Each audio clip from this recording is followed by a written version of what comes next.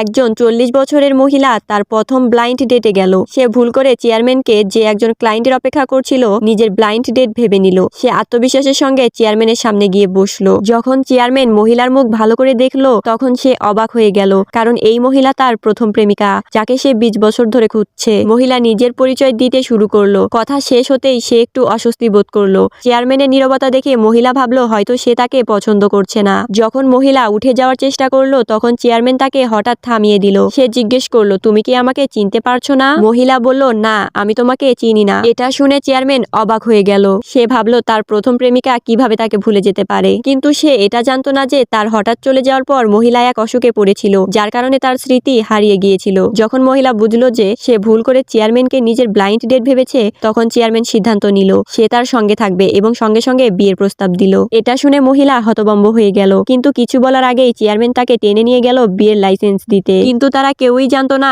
পাশে লাল ফুল হাতে দাঁড়িয়ে থাকা সেই লোকটাই ছিল মহিলার আসল ব্লাইন্ড ডেট।